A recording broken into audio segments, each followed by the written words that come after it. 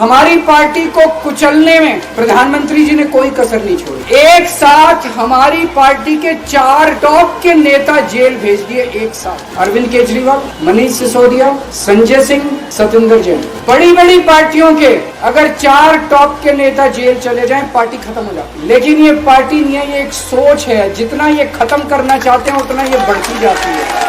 मोदी जी से जो भी मिलने जाता है सबसे पहले वो केजरीवाल की और आम आदमी पार्टी की 10 से 15 मिनट बात करते हैं। उनको कहते हैं कि आने वाले समय के अंदर आम आदमी पार्टी ही देश को भविष्य देने वाली है। इसीलिए वो चाहते हैं कि आज ही आम आदमी पार्टी को बढ़ने से रोका जाए, इनको कुचल दिया जाए।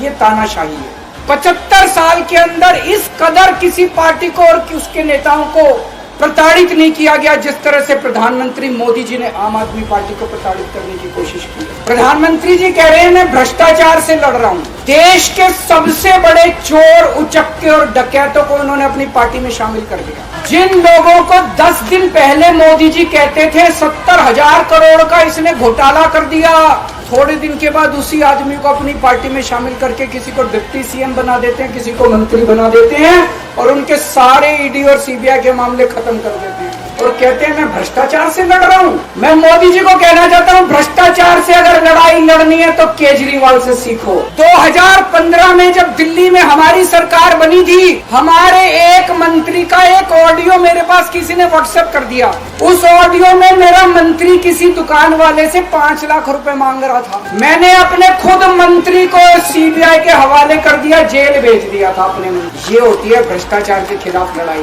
केजरीवाल को क्यों गिरफ्तार किया? केजरीवाल को गिरफ्तार करके उन्होंने एक मैसेज दिया है सारे देश को कि अगर मैं केजरीवाल को गिरफ्तार कर सकता हूं तो किसी को भी गिरफ्तार कर सकता हूं। एक बेहद खतरनाक मिशन चालू किया हुआ है प्रधानमंत्री जी ने, बहुत ही खतरनाक। उस मिशन का नाम है वन नेशन वन लीडर। जितने विपक्ष के नेता हैं उनको जेल भेजेंगे और जितने बीजेपी के नेता हैं उनको सबको निपटा देंगे, उनकी राजनीति खत्म करते जाएंगे। अगर ये चुनाव जीत गए, मेरे से लिखवा लो एफिडेविट के ऊपर, थोड़े दिन के बाद ममता दीदी जेल में होंगी, तेजस्वी यादव जेल में होगा, स्टैलिन साहब जेल के अंदर होंगे, पिनरई विजयन जेल के अंदर होंगे, उद्धव ठाकरे जेल के अंदर होंगे, जितने विपक्ष के नेता ये सारे जेल के अंदर होंगे। अगर ये चुनाव जीत गए, इन्होंने बीजेपी का एक नेता नहीं छोड़ा। आडवाणी जी की राजनीति खत्म कर दी इन्होंने, मुरली मनोहर जोशी की राजनीति खत्म कर दी, सुमित्रा महाजन की, शिवराज सिंह चौहान जिसने मध्य प्रदेश का चुनाव जीत के दिया इन लोगों ने, शिवराज सिंह चौहान ने उसको मुख्यमंत्री नहीं बनाया, उसकी राजनीति खत्म कर दी। वसुंधरा राजे की राजनीति खत्म कर दी इन्होंने, खट्टर साहब की राजनीति खत्म कर दी, डॉक्टर रमन सिंह की राजनीति खत्म कर दी। अब अगला किसका नंबर है? योगी आदित्यनाथ की राजनीति खत्म करेंगे, उनको भी निपटा देंगे। आज एक तानाशाह इस देश से जनतंत्र खत्म करना चाहता है। आज एक तानाशाह इस देश से लोकशाही खत्म करना चाहता है। मैं पूरे तन मन धन से लड़ रहा हूँ, संघर्ष कर रहा हूँ उस तानाशाह के खिलाफ। 140 करोड़ लोगों का साथ चाहता हूँ। 140 करोड़ लोगों से भीख मांगने के रहा हूँ, मेरे देश को बचा लो, मेरे भारतवर्ष को बचा लो, मेरा भारत बहुत। मैं एक दिन में 24 में से 36 घंटे काम करूंगा, पूरे देश भर में घूमूंगा इस तानाशाही को रोकने के लिए। दोस्तों, जितनी मेरे अंदर ताकत है, मेरा सब कुछ कुर्बान है देश के लिए। मेरा तन मन धन सब कुछ कुर्बान है मेरे देश के लिए। मेरे खून का एक एक कतरा मेरे देश के लिए, मेरे शरीर का एक एक कतरा, मेरी जिंदगी का एक एक पल मेरे देश के लिए। मेरे देश को बचाने के लिए मैं पूरे देश में जाऊंगा। मेरा अपना आकलन है कि 4 जून के बाद इनकी सरकार नहीं बन रही, मोदी